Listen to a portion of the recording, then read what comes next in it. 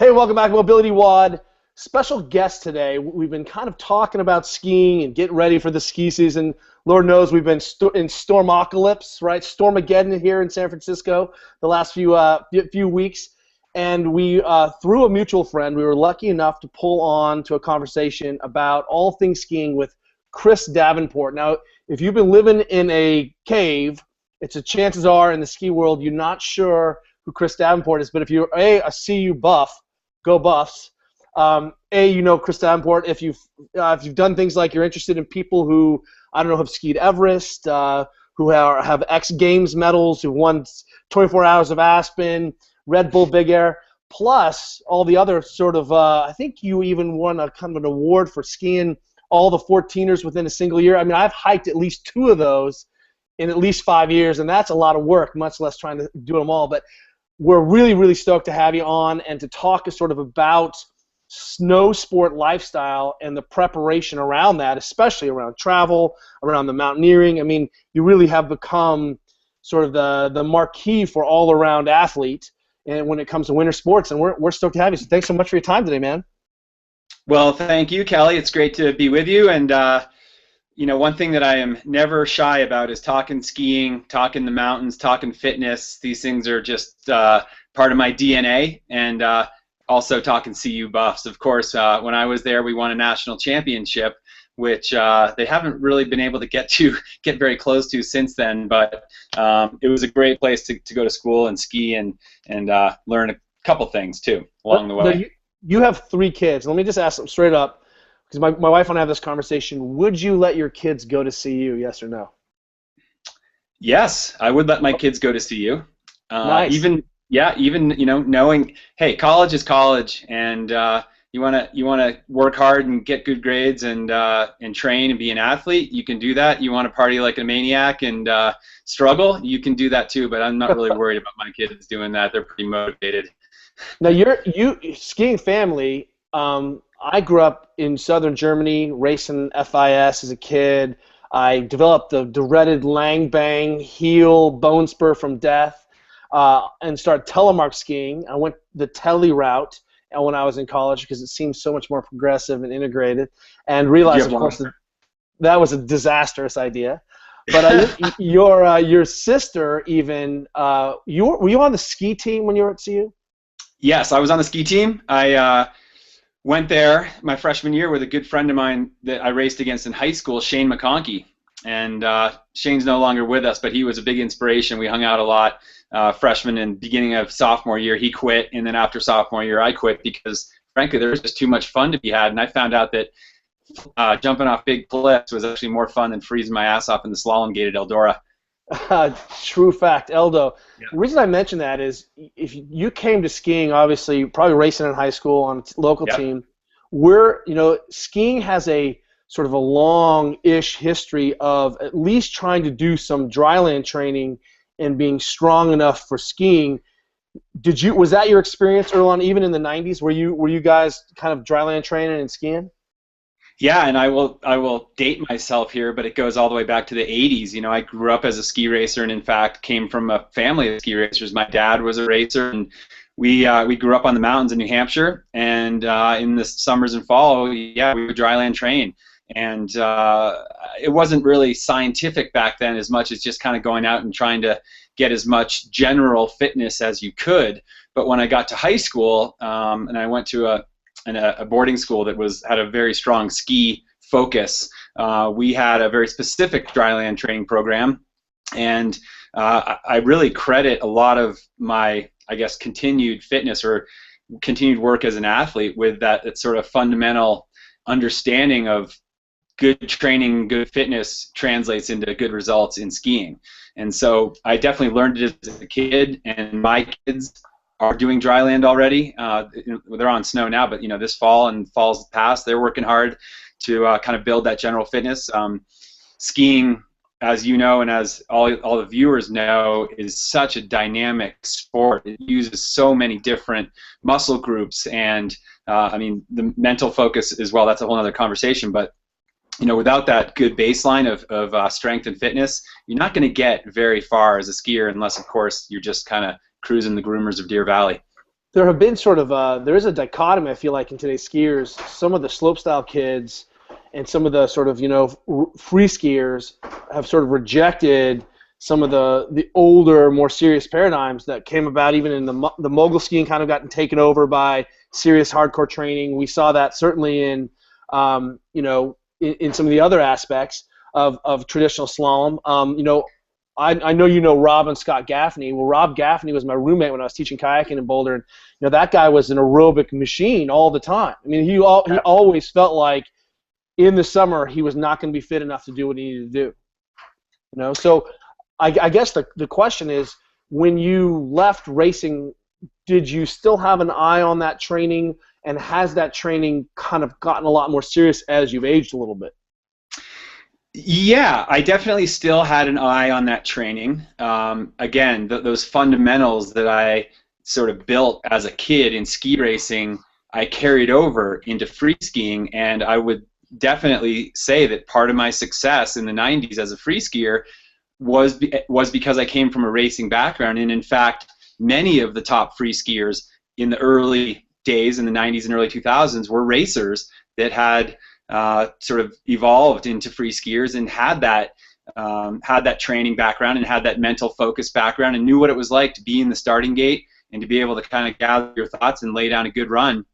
And I would challenge your assumption a little bit that modern freestyle and free skiing doesn't sort of work in that direction. It didn't for a long time, but you'd be very surprised and happy, I think, to see that the kids that are competing in the X Games now and the kids that are on the Freeride World Tour are taking their training very, very seriously. And you can go, I mean, of course, now free skiing is an Olympic sport with the half pipe and slope style.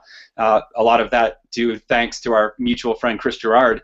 But those sports now take it very seriously, and you can go to the U.S. Ski Team Center of Excellence in Park City, Utah, any day and see literally a dozen or more free skiers in there training alongside U.S. Ski Team alpine racers and Nordic racers and the ones that had the traditional training background. So it's really great to see that these younger athletes that are embracing these fundamentals that were so important to you and I when we were young and we were ski racing. That's fantastic. We know that the year before Sochi, in the women's slopestyle, their injury rate, lower extremity injury, was about 75%. And I don't know if it's because it really opens up to this second conversation, because when kids get into a program, or because what I unequivocally agree with is that we need to create a training age or a platform for creating a ready state so that kids can just go ski and do what they need to do. Right? They're not living in the gym. The gym just makes skiing better, and it's not the other way around. Right. But what we have seen is, with the advent of the internet, with the VHS, we've seen kids go bigger and bigger and bigger, earlier and earlier, and maybe we don't necessarily have that training age, because people are listening, they're free skiing and things, and hopefully that they have, this notion of getting in shape for ski season for me is totally foreign, because I'm like, you're sort of always in shape, right? So, what is it that you're doing that's special? But I guess the question is, as we've evolved and become more sophisticated, do you feel like you've been able to carry that discipline, and how is it shaped now, sort of in your 40s, how you prepare for these serious expeditions and serious skiing still? Yeah, it's a good question. I would say that my focus on training has definitely evolved, and a lot of that evolution has come from the fact that I really don't like spending that much time in the gym. I'd rather be outside. I'd rather be running around in the mountains. And for, gosh, the good part of 20 years, I spent months in the fall, 5 days a week in the gym and doing specific dryland training. And that was when I was competing as a racer, and when I was competing as a free skier and filming in movies and all this kind of stuff. And in about mid-2000, 2005, 2006, I started evolving my career to focus more on the emerging side of the sport, which was backcountry skiing and ski mountaineering. And I say emerging only in that it wasn't very popular before. Certainly backcountry skiing and mountaineering have gone on for decades. Sure. But with the advent of new gear and better information out there, these niches of the sport were really ready to explode, and my timing was great. And so I'm much more of an aerobic athlete now, I would say, than I was 10 or 20 years ago, where I was 10 to 15 pounds heavier, much more muscly, much more power and strength driven. Now I take more of the lean and mean mentality, and I like to be able to move fast in the mountains. I still like to have a lot of core strength. I still like, I still believe wholeheartedly in flexibility as sort of the fountain of youth, but I'm spending less time in the gym and more time on my bike and running up and down mountains and doing core workouts than I am doing squats or power lifting or even plyometric exercises. And I will also say that I wish that I still had more time in my life to be in the gym for 2 or 3 hours a day like I used to be. But as you get older, you get more responsibilities. Life gets busier, and I have children, and I'm traveling all the time. So I do what I can, and it's totally working, and I'm healthy and fit. And so you can always be stronger, but it's working for me right now. And I'm more than anything, I'm passing along these ideals that we're speaking about to the next generation, to my kids and to the other kids in the ski club here. I think they get it. They see that with hard work and good fitness, it can equal longevity. And I think you and I both are a testament to longevity as athletes. Yeah, that is there's some notion that like at some point you're going to have to stop all this, and that's really not the case. I don't buy into that at all. No, I think by the time you've sort of adapted to had so much information chunking, you're able to read and assess and have so much experience. I would almost argue that like you are 10 times the skier you were a decade ago. Maybe you're not as powerful or as twitchy, but it's really, you cannot take away that experience, and that's really the sort of this heart and soul of this conversation, I think, is what are the pieces that are so important to build just a general athleticism, and if you could go back and you are doing that with your kids, what are sort of the most vital pieces? Because I feel like some kind of strength conditioning or swimming or what we're finding is that all the young kids we know that come in with any kind of aerobic base, they played soccer, they rode mountain bikes, they were 5K runners, they dust everyone on later on in their 20s and 30s. If you don't have that aerobic base, that's a problem. We also find that kids who aren't engaged in a surf sport, a ski sport, some kind of kayaking was my background, that some kind of sport where you're processing so much kinesthetic information, you also leave something on the table. So it's interesting that you have 3 boys and you're sort of working this out. Are you guys conscious of trying to recreate a template, or is it just kids be playing?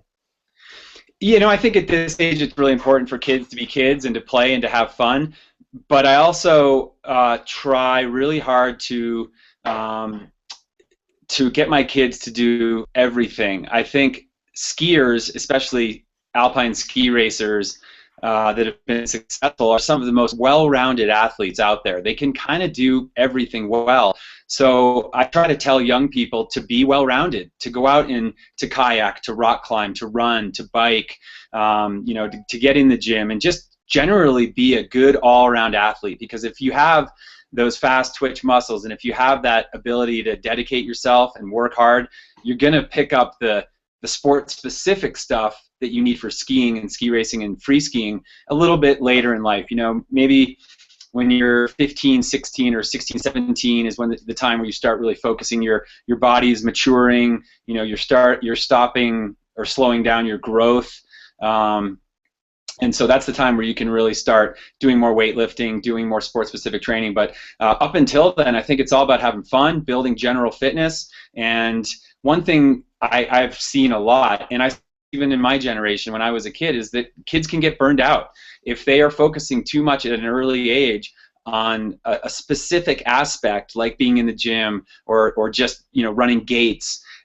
it's not that fun, and it becomes somewhat monotonous, and they can burn out on it. And actually, I'll use both of my sisters as examples. They were phenomenal athletes and phenomenal ski racers, and both of them went on to race on the U.S. ski team and race World Cup and World Championship starts, and they had great careers. But as soon as they stopped ski racing, they actually didn't really like skiing, and there was a period of time where skiing wasn't that important to them, and they sort of had to rediscover the passion and rediscover the love of the sport. And I think that came from the fact that all they did from the age of probably 13 or 14 was focus on ski racing and focus on training, and didn't really get that bigger picture of going out and having a good time and enjoying yourself. And I actually saw a video.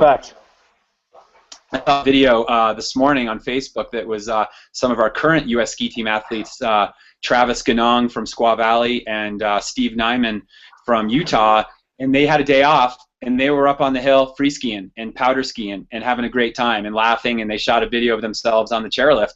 And I thought, you know what, that is perfect. That's why those guys are having so much success, is because they freaking love every single day out on the mountain, and that's fundamental to your success. It's really interesting. I mean, Rolf's amazing free skier, sick free skier. I remember being with him. I remember being at a race in Italy. Alberto Tomba was our god as a kid, and we saw him. I saw some video of him skiing powder, and he was terrible, and we were all heartbroken. You know, I mean, the master was a terrible powder skier. Well, let me ask you this: we take the concept that we should be taking the highest levels of sport and being able to distill the best practices into recreational sport, but also sort of, towards moms and dads, et cetera, et cetera. So let me ask you specifically, what are some of the things that you do about, getting warmed up? Do you have a plan? I mean, most people roll out of bed, they have some coffee, they buckle their boots, and then they do a couple leg swings and hope that the third run it's working in. Is that what it looks like for you, or do you have a little bit different system? Yeah, I've got a little bit of a program or protocol that I sort of stick to. I like to show up on the mountain somewhat stretched out. So when I wake up in the morning, I try to get up 15 or 20 minutes early before my family or my kids, and just do a little bit of yoga, a little bit of stretching, just kind of stretch the body out. And I find with each year that I get older, that is more and more critical to the success of my day on the mountain. And then the first two runs, I'm always thinking about it as a warm-up run. I mean, unless it's a full-on powder day and I'm just going fifth gear from the get-go, I like to take a warm-up run, and I like to think about my balance, and I like to think about, feel my feet inside my ski boots and feel my fore-aft balance, and kind of just dial the body in. And if I do that, then the second run is even better, and the third run is even better. So I definitely go through that sort of practice of the warm-up, and I find also at the end of the day I like to cool down. If I get a chance to get on the bike and spin for a little bit, I find that's really helpful to my recovery, especially if it's been a long day. I don't always get a chance to do that, but in the springtime when we're ski mountaineering and we're going every day for sometimes 6 or 8 hours a day, it's really critical that you either get on a roller and roll your muscles, or stretch, or just kind of, you don't want to tighten up, because then the next morning it just takes that much longer to get going. So I'm a big believer in staying flexible and basically having that practice as part of my day. And that's exactly, I mean, it sounds really very simple, but to try to do the work before you actually go skiing, to try to create a ready state. And now, what I want people to understand is that these practices, even they'll make your rec skiing better. They'll make your, because we tend to think about, sport is very different, or going out and doing recreational activities, which are sports, different than our time in the gym, are very serious. But the practices are the same. And how do you then, create a ready state? Because those situations you're skiing is great on the mountain, but you do a lot of serious mountaineering where you need to be able to kind of ski and be instantaneously have access to it all. Do you find that sets that process up? Because I mean, if you're skiing down Everest, it's sort of sketchy, and you need to have instantaneous sort of power, and you can't warm up. Does that inform that, or are you aware of that, or how do you manage that? Yeah, that's a good question. For me, I know that deep down, one of the things I can always fall back on is my instinct and a lifetime full of training. So certainly there are situations where you don't have the ability to warm up or to get ready like you normally might, and you got to dive right into it. And I can do that. It's not my ideal scenario, but I definitely can do that without any problem. One of the great things about ski mountaineering is that it sort of has a built-in warm-up to it, warm-up component, which is the climb up the mountain. You know, you're there pre-dawn hours, you put your skins on your skis, you click in, and you start skinning. And that's sort of like the warm-up, the bike ride, if you will. And by the time the sun's rising and you're getting up into the alpine, you know, you're peeling layers off, your engine is warm, and you're feeling really good, you're stretched out. And then by the time you reach the summit, you are totally ready to ski. And I don't like taking too much time on the top, and because you will get cold quickly, so I throw on a down jacket.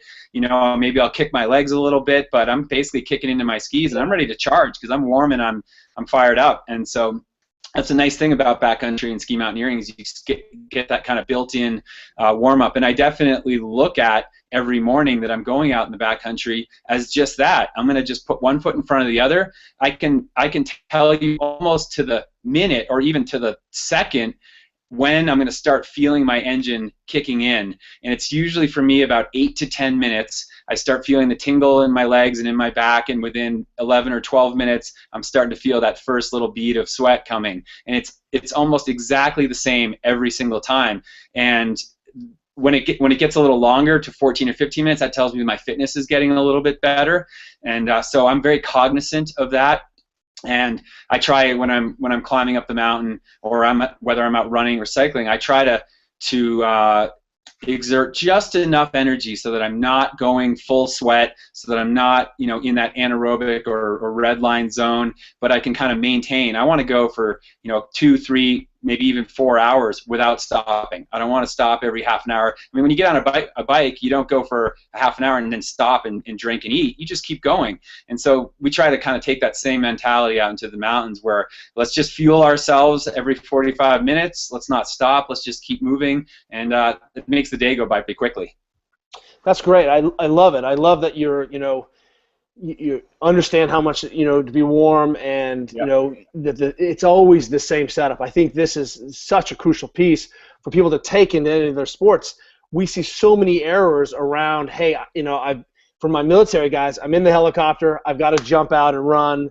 For the kids, you know, going to the top of the hill in the helicopter and jumping out and being ready to go, you know, just, you know, skiing those big lines. I mean, it's really difficult to sort of have full access and then let yourself be into that flow state. You know, Stephen Kotler's book, Rise of the Superman, I think is so interesting because, you know, you fall into that category. I mean, you know, absolutely, of, you know, putting yourself into situations where you have to be sort of on your best self or die, what I think is interesting is how much sort of people don't understand how you've prepared to be able to be that your body works, that you've got the positions, that you know you're well fueled, you've warmed up, so that, you know, everything is online and your default mechanics are excellent, which I think is crucial. Yeah, I mean, you mentioned Stephen's book, and it's fantastic. If you haven't read it, Rise of Superman, it's really fascinating. And I mean, I can place myself square in the crosshairs of that book, because I'm doing things now that I couldn't have imagined 20 years ago, and I think that's true in many, many sports. People have kind of figured out how to do things efficiently, how to do things safely, how to train and take care of their bodies in a way that allows them to perform in ways that people in generations past couldn't. And so sometimes people ask me, you know, that's like, they'll say, oh, you're doing that, that seems impossible. To me, that's not really a word that's in my vocabulary. You know, I think anything's really possible with the right planning, the right training, the right focus. And I mean, that book speaks to some really incredible athletic achievements that, again, people couldn't have conceived of just a decade or two ago. So the human body is capable of incredible things. I have totally come to terms with that, and it's one of the things that I love about being an athlete, is like seeing what I can do. And I've got this like project in my mind that I've been thinking about for a while, and it'll probably never happen. But if I ever was able to take a break from skiing, I'm a lifelong rock climber. And even though I don't climb as much as I used to, I have this idea in my head of this thing called Project 514. If I took a year off of skiing, could I focus and train and go out and climb a 514? And I think that I could do it. It would be really, really difficult, but that'd be one of those challenges that it would sort of, in my opinion, defy the impossible. You know, it's interesting. All the best athletes we know are multi-sport, and you kind of get mastery, and then you go to another sport and you learn mastery again, and the first mastery allowed you to pick up the second mastery. You know Will Gadd, Yes. freakish climber, and he gave up climbing like one summer so he could learn to kayak and became a Class 5 kayaker like that. And I sort of we all resented him for it, and then boop, now he's like got mastery in both sports, and we could really see how one fed the other. I'm sure you could be I don't know if you want to be a 514 climber. That's so sketchy, but I see the truth of it, and especially the psychological implications of it. I mean, it makes you a better skier for sure. Yeah, there's no question. And you mentioned Will Gadd. I mean, he's a good friend of mine, and he is someone I really look up to as a multi-sport athlete. Not only is he a Class 5 kayaker, not only is he one of the best ice climbers in the world, he's also one of the best paraglider pilots in the world. He's a cross-country paraglider par excellence and has done some incredible things in the sky. And so, yeah, he's someone who I think also sees that anything's possible with the right amount of training and practice. And he's older than we are, too, so that's kind of cool. Yeah, he is legit. Now, you said something earlier that I want to touch base on because I think it really bears importance. You said, hey, when I was more kind of on the power side of the skiing, competing, you were a little bit heavier, a little more explosive. And on this side, you've sort of changed up your MO a little bit. You feel like you're a little bit more of an aerobic athlete. That's where you're putting most of your time. We're always having the conversation with our athletes about body composition. We always feel like the leanest, strongest athlete, the lightest, strongest athlete wins. We're also saying you should be monkeying with your physiology. That if I have kids who knock down doors in Iraq, and they are big, powerful athletes. And then I have friends who go to Afghanistan and are rucking, and I'm like, look, you need to drop 15 pounds. You're carrying way too much muscle.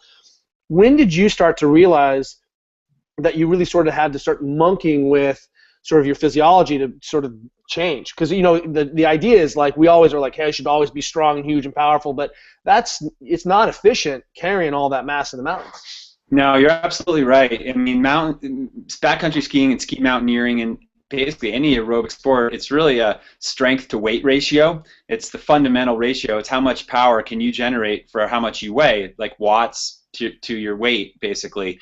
And it's incredibly critical in sports like cycling and in running. And in skiing, it's also very, very important. And I realized probably in the mid-2000s that not only was I having to evolve as an athlete professionally in the sport of skiing to stay current and to stay sort of at the top of my game, but I was also having to evolve as an athlete physically because my body was changing. I was getting older. I had some injuries that I had to deal with, and I realized that I couldn't be the type of athlete that I was in my 20s just out of sheer physical change. And so I kind of came to terms with the fact that if I focused more on that sort of lean and mean Chris Davenport, that would serve me better than saying, you know what, I was 185 pounds in college as a ski racer or in the 24 Hours of Aspen. That's what I should always be like. That's sort of the golden or the thing I should always shoot for. And I quickly got beyond that, and it's worked really, really well. And I think it's something that all athletes in any sport should consider, is that as you get older, you can evolve your training and you can evolve your physique to fit your age and to fit whatever it is you're trying to do. I mean, if you're, say, an NHL hockey player, you're going to be big and tough and strong physically, have a lot of power when you're playing in the NHL, but as soon as you retire, it doesn't mean you're no longer an athlete, but you probably can lose about 20 pounds and be still performing at a very, very high level in other sports or other aspects of your life. And so I think it's just important that people realize that, when you're 40, you're no longer 20, and you can still be an incredible athlete. You just have to kind of change your mindset.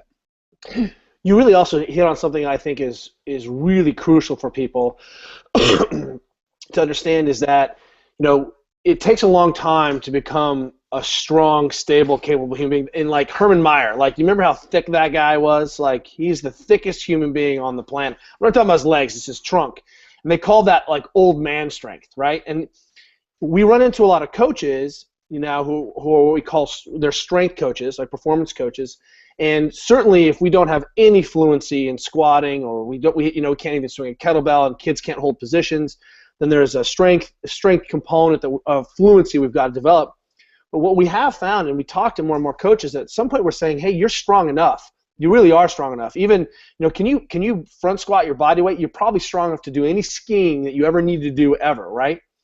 But what's interesting is that we are always, in our world, prioritizing the aerobic function above all others. Because if you take your eye off that aerobic function piece, you go to hell in a handbasket fast. And we find that the aerobic capacity, my ability to keep a high heart rate and respiration rate and still be technical, that's the killer. Not how strong you are, but the fact that you fall apart under just a little metabolic load or a little cardiorespiratory demand. And you know that that's the difference. I'm going to be breathing really hard but have to do something very technical. So it's interesting that you've biased more with aerobic training. My wife and I, the same thing.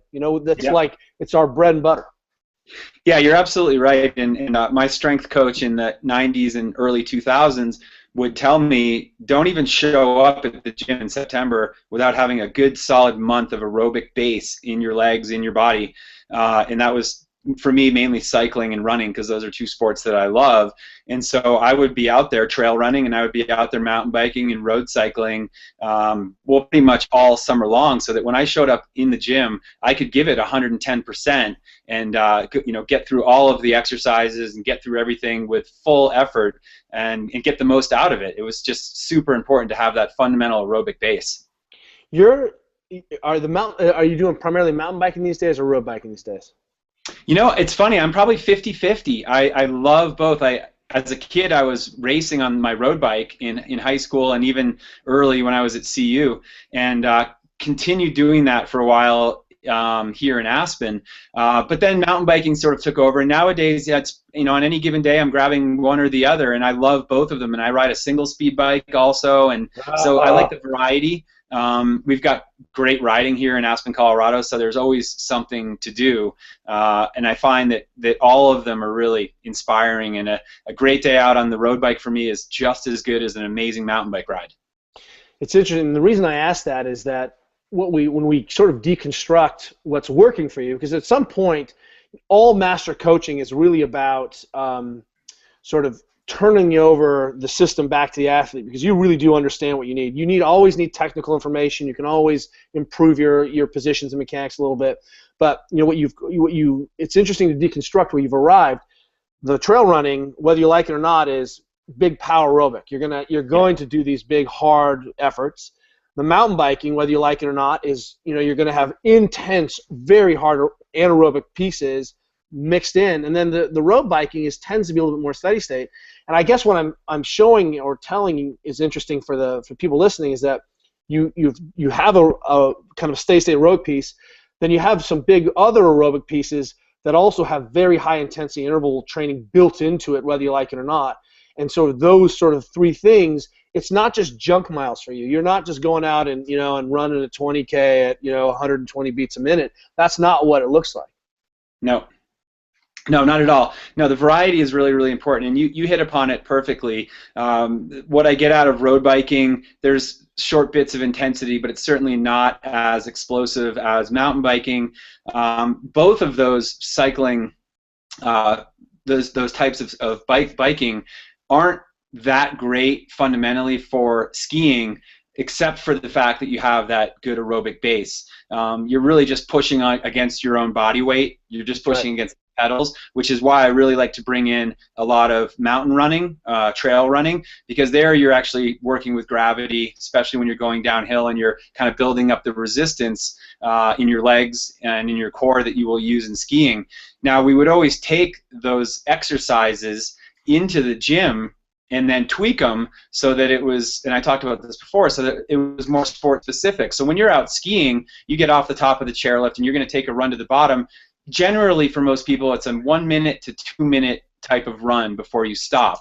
So then our focus in the gym becomes intensity for 1 minute to 2 minutes, and we would do intervals and all sorts of crazy exercises based around that time frame, whether it's reverse walking on the treadmill in a squat position for 45 seconds and then resting, and then a minute, and then resting, and then a minute and 15, all the way up to 2 minutes where your legs are screaming.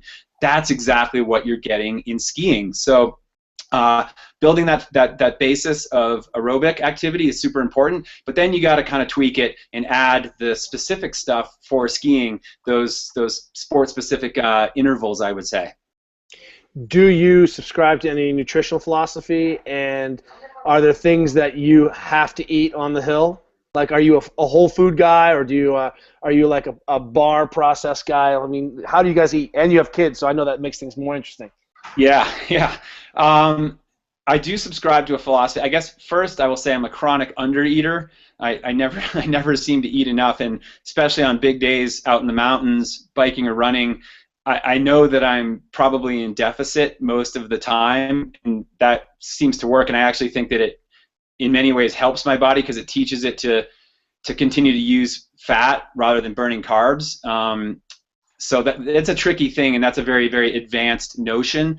But I've been a vegetarian since I was a teenager, so that's, gosh, a long time, more than 20-something years. And that wasn't for any specific health reason, except that I just never really liked eating meat. But that's totally worked for me, and I don't people ask me, well, how do you get your protein? Well, how does a racehorse get its protein? I mean, I don't eat anything sort of specific protein-wise. I do eat fish now, maybe once or twice a week, but I get protein from wherever, I guess, and it seems to kind of work. And but I think generally just healthy eating, generally not eating too much or overeating. I probably should not drink as much coffee as I do, but I really like. That was my next question. Are you a caffeine guy? I am a caffeine guy. I would not say that I'm a caffeine junkie. 1 cup in the morning is all I need, and then I'm good for the rest of the day. But yeah, it's kind of a routine, I guess. And again, it seems to work. And everybody's different. You know, you're different. We all have different blood types. Sure. We all have different body types. So what works for one person might not work for another person. You know, all these diets that are trending out there and stuff. Fundamentally, human beings have been around for 100,000 years, and we continue to exist eating the most basic of carbs and proteins. So I don't really subscribe to any of the BS trending diets. Do you how do you make coffee on the hill? Are you like an AeroPress guy? How do you do it? Yeah, I'm a big fan of the AeroPress. If I've got a stove, I've got a little cappuccino maker. You know, if we're really out deep in the mountains, we'll just carry little Starbucks Vias, pour them into hot water because it's just less weight to carry. But just a shot of that in the morning is fantastic. Gets the blood moving, and I don't know, seems to open up the brain also. Brain food. So last question, because I'd love to pick your brain all day. What are you working on, and how do we find out more about sort of? It's one thing to be at the top of the game for a few years. You're going on 30 years of literally being at the best of the world. It's pretty impressive. How do we find about you and what you're working on? Yeah, thanks for asking. I've got some great stuff going on this year. I've been working on a video series that's online right now, and it's 8 episodes, and I think the 6th episode airs tomorrow. It's called The Faces of Dav. That's my nickname, Dav, that I've had since I was a kid. And it takes a look at all of the different things that I do in the ski industry. I wear a lot of different hats in the sport, and each episode sort of takes a look at, well, what is it like to be a father and a professional athlete? What is it like to own a ski company and design and engineer product? What is it like to be a guide and a mountaineer? You know, what is it like to be a minimalist and go out in the mountains? And so all these different aspects of skiing. And that's a Red Bull Media House project, and you can find it on redbull.com/facesofdav, D-A-V. And it's really fun. They're all like 6.5-minute little webisodes, and I'm really proud of how they came out. And actually, we just finished shooting the final one, Darren Rolves and Chris Shetler and myself up in Canada, so that was a lot of fun. And then the next thing, sort of more project-wise, that I'm working on is an extension of a project that I did in 2006 where I climbed and skied all the 14,000-foot peaks in Colorado. You mentioned that at the beginning. There's 54 of those.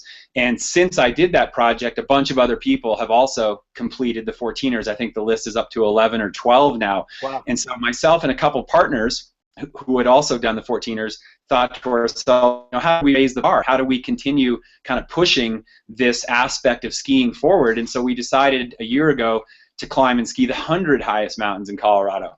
And we call those the Centennial Peaks, and they're all above 13,800. So that's 54 14ers plus 46 of the high 13ers.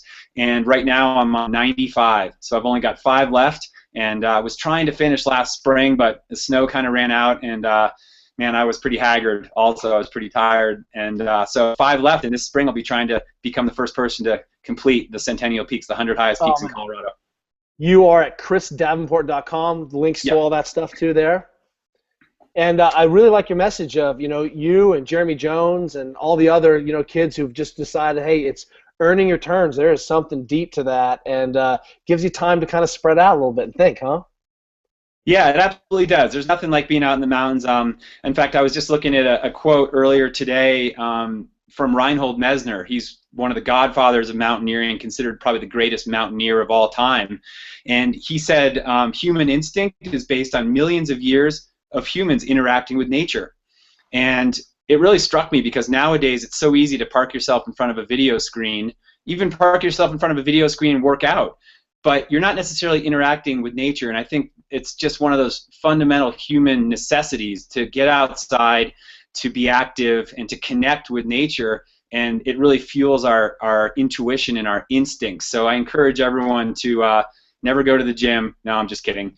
Go to the gym, but also get outside and have fun, play. Be a kid, play. I think you're nailing it. We, my wife and I, you know, who've owned a gym for 10 years, literally are like, hey, you guys, remember why you were in here. It has nothing to do with necessarily being good in here. It has everything to do with being good out there. I mean, and that's how we should be measuring the quality time in the gym. Minimal dose, maximum efficacy. Okay, Chris, thank you so much, man. We appreciate you. We'll hopefully catch up with you in Tahoe in the next week or so, man. Take care. Thanks so much. Thanks, Kelly. Talk to you soon. Cheers.